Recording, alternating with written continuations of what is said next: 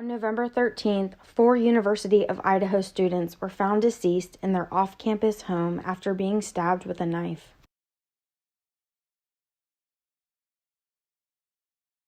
Taking new measures to protect themselves. Now carry a weapon on me. I used to do that before I moved to Moscow, thought it was super safe, stopped, and then this happened, and so at least if and until they find who did it, I'm going to continue carrying a weapon on me again. But on Monday, law enforcement is still looking for evidence and a suspect. Releasing little information has those in the area asking questions. Until we have the details of sort of what caused the police to think it was a homicide, then I'm still not entirely sure about it. Really small town feel, lots of hills, but it seems like a really close-knit community. All of my professors and stuff that are from here, seems like they've been here for a decade or longer, and they seem to know just about everybody.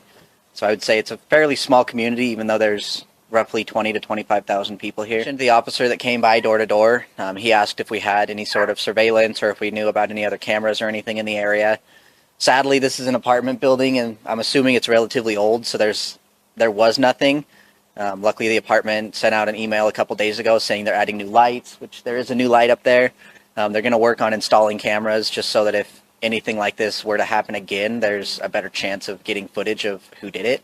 It seems like everyone that has been here for a while is just devastated by it. The last murder here was 2015, so 7 years ago. And so it's not something that happens frequently. It's not like we're in a big city where it's an everyday occurrence. So something like this is just sort of rare, doesn't happen often, so people aren't used to it. It's really odd because, I don't know, I've never been this close to any sort of other like crime scene before, I guess, other than like a drug bust. Like walking by a house and seeing cops with like a drug bust, but that's the closest I've ever been to a crime scene. So especially one of this magnitude where I could throw a baseball from my front door to the house, it's just odd. No, I went to bed early that night, and then I woke up to a bunch of normal, and then a couple hours later, we got a message, and there was a bunch of police here, and then that was the end of normalcy for the past week or so here. Though the day that the police were called here, about an hour or two after that, an officer came by and just went door to door along here, just asking if anybody had seen or heard anything. That's the only contact I've had with officers so far. And the house, occasionally there were parties that were kind of loud. Most of the time it was pretty self-contained. But yeah, as I would take my dog in and out to go to the bathroom, I would just be walking by, I would look up and I would see people in the windows almost every night, probably 4 or 5 nights a week. So there were a lot of people that went into and out of that house pretty frequently. So yeah, it was kind of a party house, but again, this whole neighborhood is sort of like a party neighborhood because it's just off campus, so you sort of don't have to follow the university rules. I hope whoever did it gets found because 4 people is not something that you just walk away from and act all normal. And so whether or not the cops think there's a danger, I disagree. I think there is a danger because 4 people shows that person's dangerous. So I hope he's caught, preferably before I get back from break. Joining us now, Jeremy Reagan, a third-year law student at the University of Idaho College of Law who lives near the victim's house. Good morning to you, Jeremy. Good morning. Explain what you're seeing when you're driving through the neighborhood, what's going on, and what do you know about the people who lived there? So I didn't personally know any of the people that lived at that house. I had seen them going in and out of their house a couple of times as I would take my dog out to go to the bathroom. And ever since this incident happened, you know, I used to see people out in the field across from the apartment complex just playing with their dogs. But then after this happened, it seems kind of like a ghost town. The only people I really see are police and media.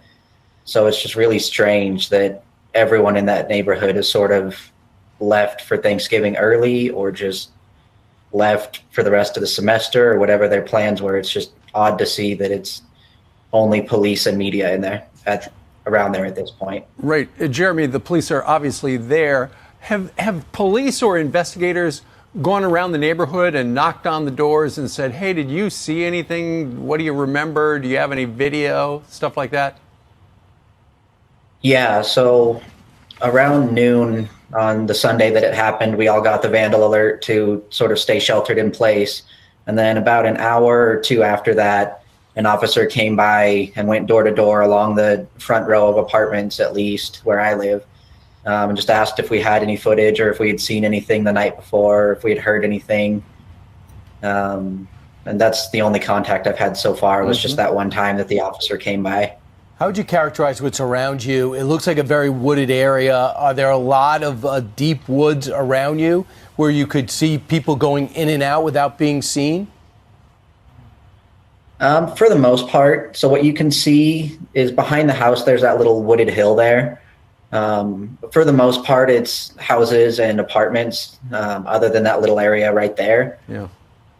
Jeremy, but yeah, just Moscow generally. Oops, sorry. how scared are you and your neighbors? I mean, this person who did this is still on the loose. I definitely don't feel comfortable. I'm not necessarily as scared because the cops said that it seems like a targeted, isolated incident, and I sort of believe that based on the fact that 2 of the people in the house were unharmed. But yeah, obviously anyone that can just go out and kill 4 people is a danger to the community. And I sort of mentioned in the last interview I did that I hope that he's caught, preferably before I get back from Thanksgiving break. Yeah. But yeah, it's definitely just an uneasy feeling being around there. We're all looking for more information to figure out who did this. Jeremy Reagan, thank you very much for joining us today. Thanks, Jeremy. Yeah, thank you.